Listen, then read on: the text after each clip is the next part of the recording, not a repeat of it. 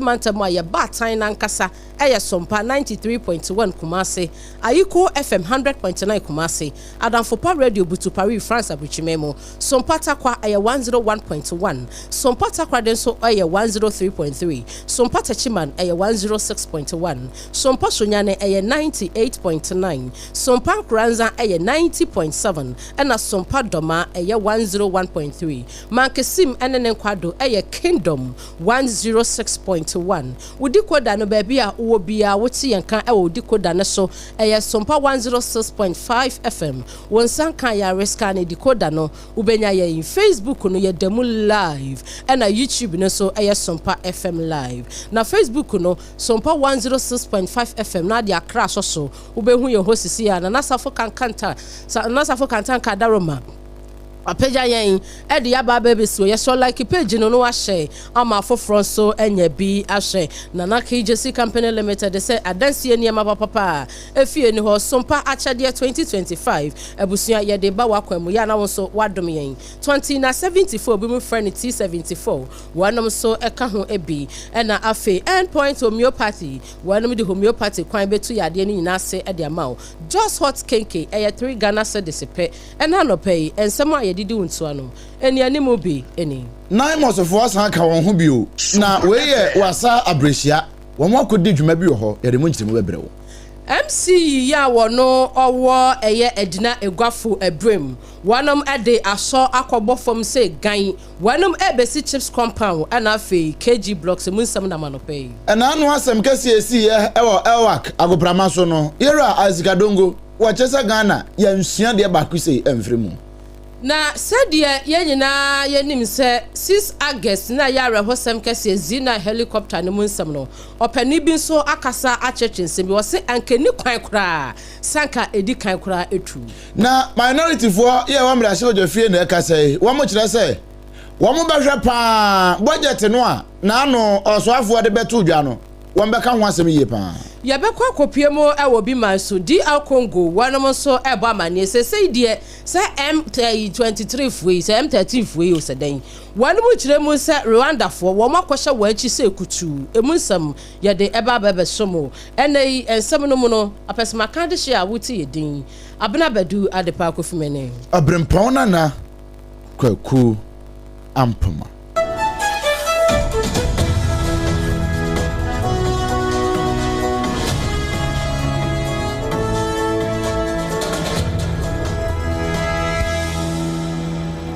afi yenshe ensem no ase National Anti-Illegal Mining Operation Secretariat ye twanitia FN Naimos wamo task force no wamo aka wamo bi okra na no ahomache kra ya ade achi e na wamo de woni kiremu ewo wasa abrehia ewo atoyemantam mu na wamo koya au pani behwe galamse efue se wamo funtam sase a nesa na wamukoye na ayesane a wamunya hwe na baby a wamukoye no site wamukoye no na ye frɛ se yellow face na yellow face no tia ahwe ya uhu ade kode a wona ye se na je se galamse no na zo wamuye ni dika e won potam ho na naimos fokoduru ho no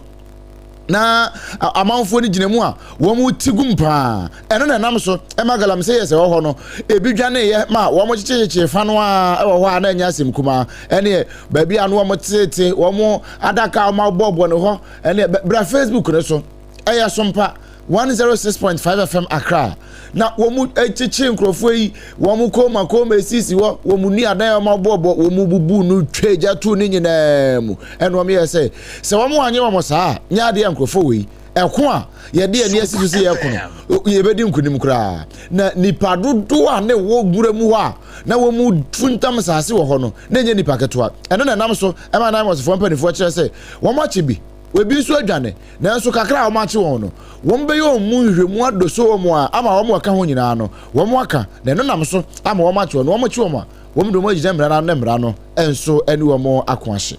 abusia ye free 9 months mo ensemo audience ni achemo ewo apomodemo ensemo na adehia wonom ewo ntrokodu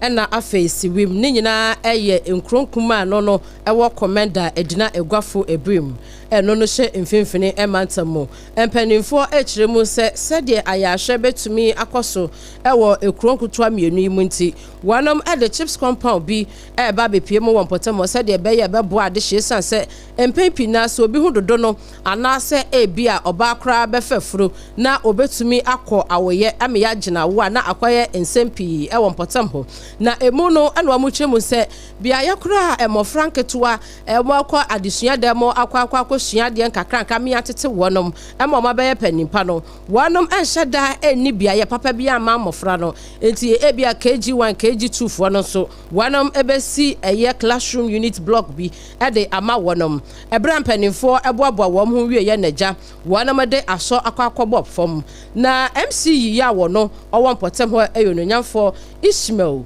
Zagon Said wɔno ɛna edi kan ɛkasa ya wɔne amane boni edi ne nsɛm enkomo sei. Ceremony for the construction of a new community-based health planning and services, that is CHIPS compound right here in Semiu. Today's event is not just about turning soil, it is about turning hope into reality. It signals our collective determination to bring quality healthcare close to our people. Health, as we all know, is the foundation of development. Ebru amesini aban krati ya wasuma de hia wonom ewo commander edina egwafo ebrim KYE mesini no emo ononyamfo Ishmael Said ne kasa no achi no opani a wono sutua enwomesua ano ewo empotem ho eye owura Martin Danko wono so ene Yamani Boni Eric Anan etwetwe enkomi. As a CHIPS compound with a midwife, and depending on the patronage and outcomes, we will upgrade the health center in due course. And the municipal assembly, under the leadership of the Honorable Chief Executive, has given us all his assurance to support us succeed. And we want the same thing from the community. The CHIPS compound concept is community ownership between government and health service. We cannot do everything by ourselves. So we need to support the nurses who come here. You need to take them as your own, providing the necessary security and support. We can provide the service that you need as people, and as they come, challenges of those occasions, how we address them will be the way going forward. Ne krokremu no madama wono so owo eya adesua dan mu aja wonom ade asobo fom ebesi CHIPS compound wo mawie esi 2 units KG classroom block dia ama adehye a wonom ewo nkrotrodo ene siwim eno ne nyina ewo edina egwafo Ebrem commander empotam hono mama Mercy wono so ene ensamtwerefo etwetwe nkomo a yenua Erikanan etu bisum yense. A building project. It reflects our collective commitment, giving every child the solid foundation they deserve. Childhood education is the bedrock of lifelong learning, and providing our youngest learners with a safe, stimulating, a child-friendly environment very essential to nurturing their growth and potential. I commend the KYE Municipal Assembly for prioritizing education and responding to the needs of this community. This investment will greatly enhance teaching and learning and bring much needed relief to teachers, learners, and parents who have long looked forward to improve facilities. Mami Mercy Equia Lisa wono etrade ewo ntrokrodo wono ena ene Yamani Boni Eric Anan ya brene brano no woto enkra no fimfini mantamu esom yen edi emu enkomo yi yemfa ye ni nkyeremu ewo ensemfoforo mu Menasebejani ya ogina ma de she Oboga Central ya ono kro ye chairman edema finance committee no ewo Menasebejani Feyera Isaac Adongo wono na ekase wo kire se ena no asemo a esi ye ewo elwak bra na mabunu wo mo se wo nya adwuma nye ne wo ne kwa kwapa adwuma na afi wo mo afele wo mo form so yesi wo mo meye screening no mo nyina kwa bodo mpem ewo elwak me nam so ma stampede si ye ma emu ma ya makomako nsia One shiri wamo nkwa ebinum so me ne okasa kura no ebi egusugu ayaresabia eje arehwe no wasi wotietie nsemi mu din na so de nitu fom din agana ye mpa adesua sanse wohwe sane ye niema ekọ ewiase amansan nyina obi dada ne ho sa abosoma kotre na Ghana de baabia yegina no si yegina hwa ne ye mpese ebesua de no a hadwene pa afei wohwe sane recruitment kura akoso e wo man Ghana mu every ampontemre so ebesi ne we mpo a nipa dodo ankyira nkasompo ena ne yakoba ayenie na wo kyerɛ nsɛm kyerɛ sompa kase yesei I want to say that as a country, we are not learning. We are not learning because everywhere in the world, when you undertake these kind of critical exercises, there is always a stage where you sit back and reflect. You sit back and evaluate what has happened. And we've been doing recruitment for all these years. And if the military, as one of the best institutions for planning and executing projects, I would be surprised that they don't have an evaluation mechanism to inform lessons for some of these things. Over the years, if we have been learning and evaluating, we would have noticed that this has been long in coming, that we've gotten away just by dint of luck. It's not because we have done anything right, because we are not learning the lessons. Everything shows that the previous numbers were even bigger. I mean, 90,000 across the country. Obviously, Elwa could have been bigger. But because we were lucky to go out unscarfed, we thought that that was a perfect system. And therefore, we didn't learn the lessons to inform future events of that nature. Mrasebe Jani ya ojina mu ma adehia Waboga Central. Wanukro ya chairman Edema Parliamentary Committee on Finance. Isaac Adongo nene ene yeti. Abusiana na KJC Company Limited Kuba Sempremo no bema wonsin soma sano ham wasi yankanchro se afi na pese usi dan na ya landlord na landlady na kache ene wase woto adansie niema ni nyina efri wo hyase eton adansie niema wo manmu achade ye enti wonimu pa na uba na kache pe o free consultation upe enadoa ensate akwa bese bako ekosi ensate akwa bebre ni nyina ebi ewo na kache plywood sahodo building wires and as binding wires na KJC Company Limited ebenya ni nyina bi e de ama iron rods no wase papa mu ene woton bie enchanse a ye de bon dan so enframa jampentru du be fansu anu odene ebeto entumi pagya ne nkoda ena afenso emumu bonto krontokro ema ensuo nso ne ngu wasom na KJC Company Limited ni nyuma penti abasibo pina ene waje omayimo ene amanone kumase ene nkran emantam dunsia ni nyina wo mayimo no yato ye nkrabata no edi apete jemai ne friend na KJC Company Limited in penifoi na no mo entretwen komo 0204 355 040 0204 355 040 na yebejo so endpoint homeopathy wanum na hyase edi homeopathy sa ya de e wo mayim broni fita ebema wo mo ene adwuma obone sama wo mo hia homeopathy kwan so ye de tu enam yade ase de ama homeopathy kwan so ye de tu infertility ase ema so anya ba ne bi ato na so homeopathy prostate mu sensam ye de tu se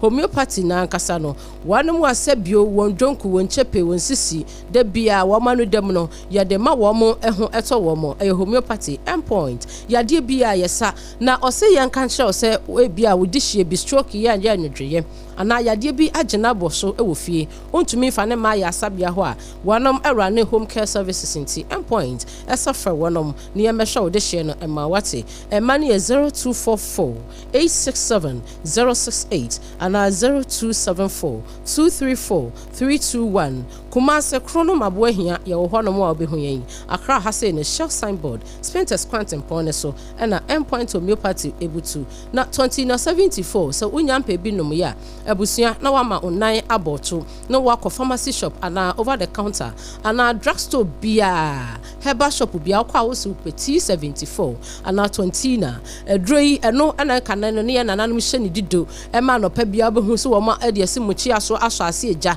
ye kamu kakra bi ni de kop wana bonsu ade abom no agye no wanu bi ansan kura na abekọ ba bia abekọ bia ne ebua yen eme nananom no wo munyini chepa ne anyare by heart dido na ne yenom no ene oni adaje ntimpanimfo ade wo munim die mo wanam aye na abefo kwan so a edroi enya nwuno eye bibidro na da Facebook no so no eye kama papa ba bia abekọ bia portable nti wutumi ade shop bag im package ni so de no kura na kereme no eye 2074 ukodwa so apebi wate ya die bia ebetu ase ede amawo na se boost immune system no enso ya de so ewo nipadua nim edroi akwada wanya finhia dumienu nombi oyo baba atan anasa penfo mpacho onka ho Food and Drugs Authority omaja tum se eye open do so pomu atu a enkran ha okashi drugline bo wura ho osi 20 na yebeyi bi ede amawo kumase ashtown kwale na keba ho honso ye de akoguo se chapo frempanyfo yi ewo 0246 073 498 and 0501 2 0268-931 2074 manamde amano ye twansem no eso e wonsem foforo mo ena no wukuada bi anya de ende amfa ma ye nyina kora e wo manyim ne nyina ne se mpanifo anu omukodi dwuma e wo adanse oboasem potam bonom na eja helicopter zina ya wonum ri kokko wiase na wo nipa nwotwe ne nyina ti na nanom siedo mpanifo hwehwemu a wonum kohwehweye abeda montene ye de bi asomo na opani a wo kasa e lawyer wo sanso e partner e de ma Deloitte Africa and Africa Infrastructure and Capital Project Leader Ora Apia Yaulate wono ene kasei wase hwehwemu ampanifo no ede ba ye no bibia da di pefe kura ese enkabra wonu mu hu sa ne ma no kura no na ni kwan kura sanka wo mo fry helicopter no kura e wo mu sa dwumadie na wo mu kodi ni hia de enso no bibia ni hono mu asabio ehia kye won kwa enti na ade a wo betumi de won kwa to asanyem na wo ankasa wani tua de ten na wo san kwa bisa ese ewie mu sa de aye ne de ye ntran hwe na mo ankasa mutimi kwa ye ne de na company was woman kura edikan eye ho bibi wa church ni nsemu a sompa kase eto so sei ede amount. I think the only issue I have there is that the aircraft or the helicopter was due for servicing in May, but then they requested for an extension to August, which means that if we have any aircraft or helicopter that's due for servicing, we should do it as opposed to requesting for extension, because potentially if your car is due for servicing, you could ignore it and use it, but then you will still putting yourself at risk. So when it was due for servicing and you requested for extension, if we had the opportunity, I think we should not even have requested for extension in the first place, because for aircraft the risk is very high, and so you don't even run it like a vehicle. You have to go for the service, and sometimes the same aircraft can be upgraded, so we could have brought in those equipment or advanced warning system that you are requesting for now and then done that before putting it in use.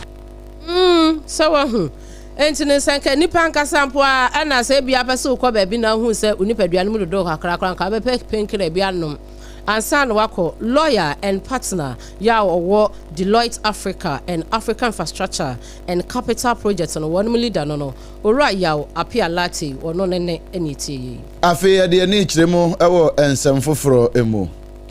enano ya wada ena mai fotosanfo ede oman akọ homabo sane afia ye ba besim no ehon sembeko no wode kwoto mrahye bedwa fie eno ena mrahye bedwa no ayese wo mo ye bibia ye fene se post budget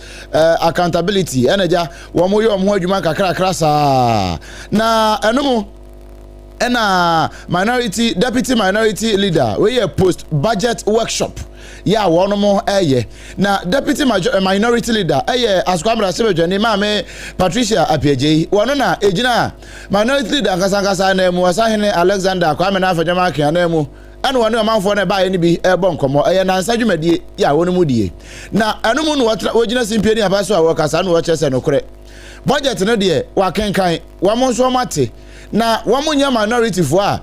amo de bibia ameka se de bi wo mpe na emom wo me minority fo a wo mba be hodi aban accountable se sika bia mrahye bedwa no ebeje atum se wo mfa mo man ho bra bia no wo mba hwe na aban no we di sika no judiciously na ankwankwa ye we di no haphazardly eba na sa eno beboa ama oman sika sem no ya tutu no ye. For us in the minority caucus, our responsibility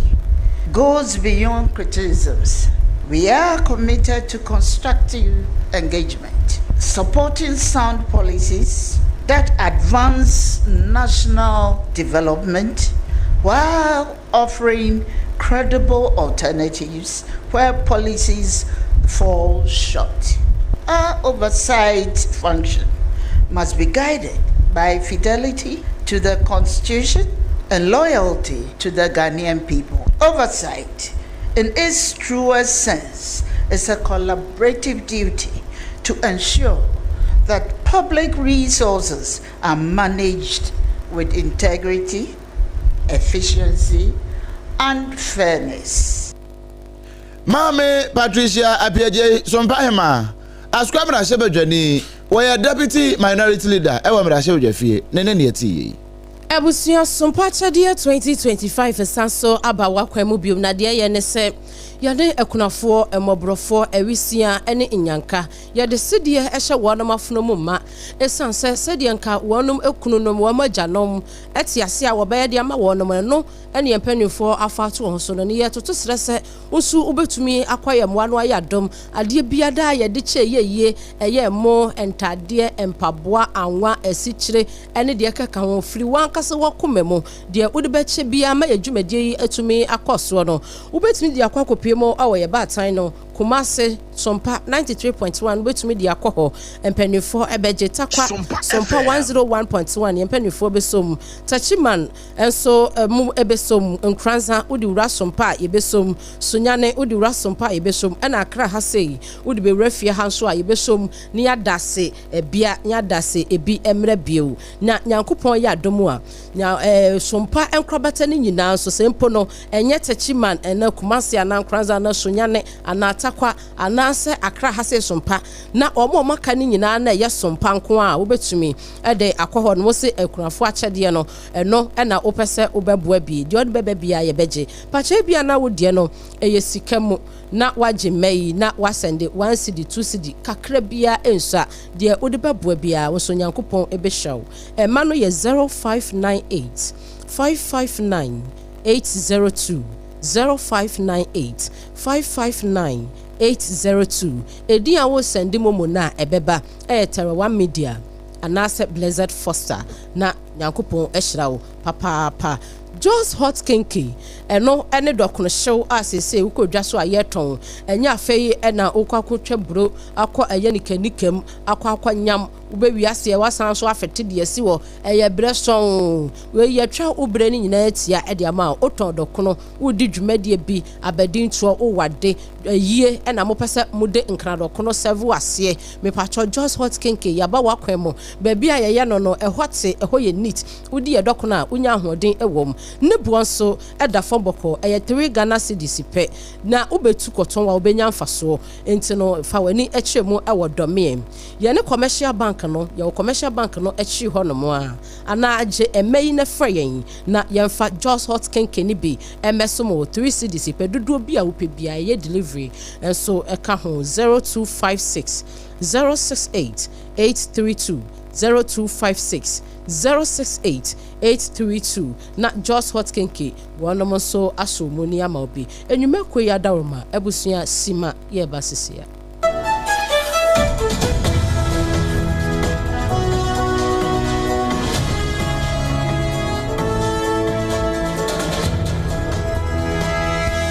Point homeopathy clinic Ghana had obi anim sesa ye prostate na baby omutibi ye screening ema hu ni ye etu ase a na ye endpoint homeopathy clinic anase ye kidney ye liver problem wo fa baby ena adjujo na de fa ne premature ejaculation no a ba ma bi a wo ne wodofo akwakwahia asa wo di ne ho agro asa wo tonte ene ye bra endpoint homeopathy clinic na ye moa wo ema ne mema mo pa wo ye endpoint homeopathy clinic wo mo damufu a yare bia infections bi ne wo ho anase bia wo hwa wo fa baby na adjujo kidney problem prostate de endpoint homeopathy clinic Kumase ubehu endpoint homeopathy clinic ewo kronoma bohia ena akra hanso so de wo mo ginamu ankasa ewo spenters bebre friend share signboard no huduro na ubusasa wo pe endpoint homeopathy clinic obia ebechiro for endpoint ewo 0244867068 ena 0274234321 endpoint homeopathy clinic wo mo dem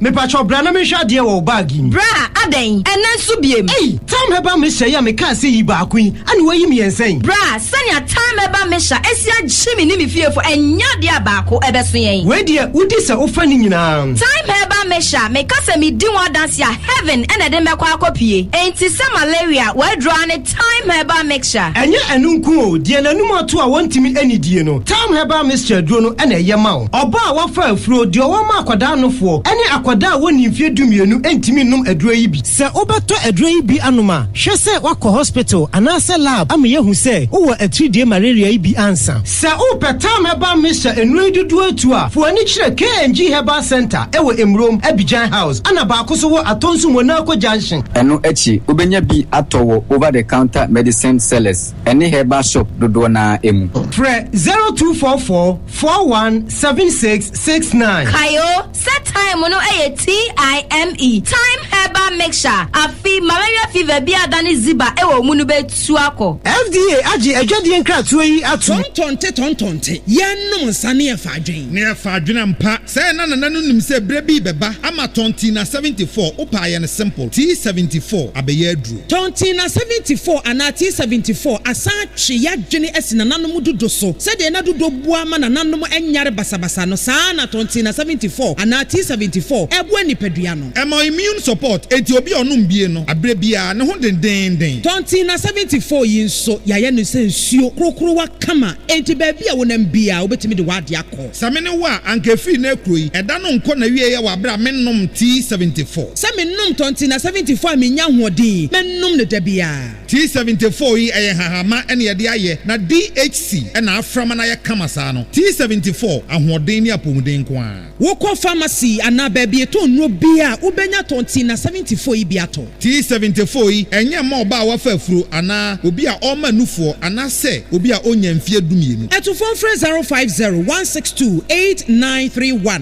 and 0246-073-498 FDA agi adwadie nkratoa yi atom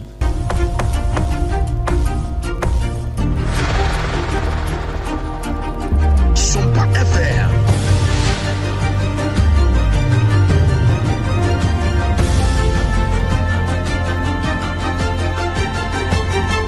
SOMPA TV Emma Aketiapa Ebusua yedase yekwakowie kase no ewo obi man somo na sede ye nyina ye nim se wanomo keka wo ho biom aka ne kra ne enim se wo mo awie wo mo adwuma ye na sa wo mo nwe M23 rebel fuyi na sese de akwakowie ni se na nsem wo no mo agya wo no masanso keka wo mo pa na ne dia Congo na enya asem ketwa empanimfo se wo no mo hyase be se abosome baako ene na kakra ni na wo mo hyase se wo mo di hu komo se DR Congo ene Rwanda fo wo no betumi nyina aka wo mo ho abom na sa M23 rebel yi wo mo ene wo mo adi kasa ho na empanimfo abem na wo mo atumi anom asundwe ebuam na ne nyina ne se enra empanimfo akwa hyiemu ewo Doha na wo no ekoye representatives ya wo no nyina efri Republic DR of Congo wo no enso ebabi ena afa United States empanimfo wo no so beka ho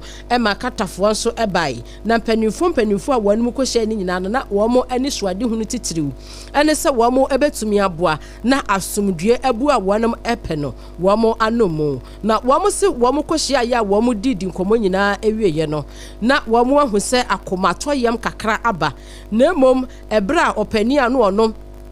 eye Minister of State ewo Qatar Ora Mohammed bin Abdulaziz wakasa address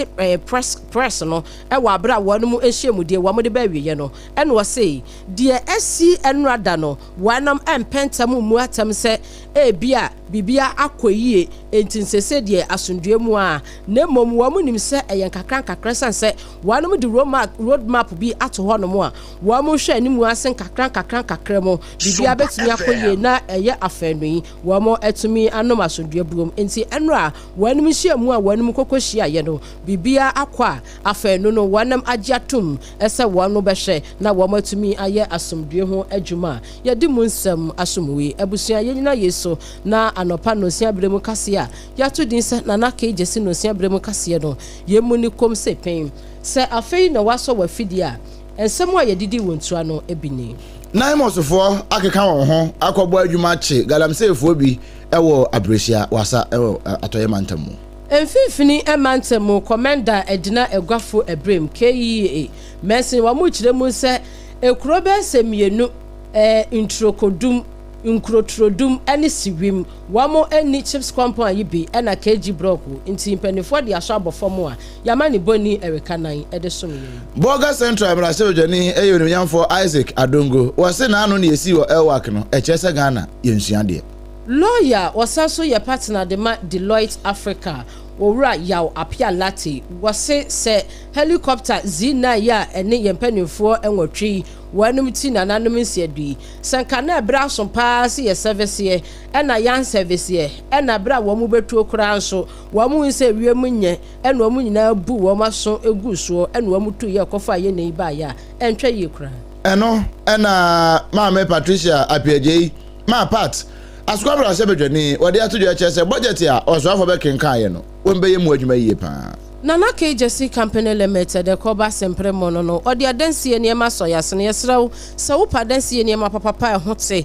na eye stronger na odi wani ache ho ne ama obi ato ye hyase to adansie niema no ache pa 2074 ebinum twaniti afrenity 74 ye nananum dido ebusi immune system no etu yade ase kodwa so no wa pebi drug stores no na wakwa pebi endpoint homeopathy ye de homeopathy kwansu tu yade ni nyina ase ese hom e de amama so ho ato just hot kinky 3 Ghana cedis pe baby aye no ho ye clean and hygienic papa nyasam keto 3 cedis kono ko pe bi fedu juma na so tu koton na SOMPA chade 2025 no afi eba so yesrew enti no o wade bia wo pesa wo de che anade bia ye de che yeye ade bia ye die yeye SOMPA kuma se fewura ho SOMPA takwa SOMPA techima SOMPA kranza SOMPA sonyane na SOMPA nkran fabra yen yesrew na yenso yenfa moa ekunafo ena nyanka ani awisi ne mobrofo afi de ne baso nti bronya wu didi wichis ne mponche no na wo mo so se de ahye wo mafono mo ma saudi ne ye momo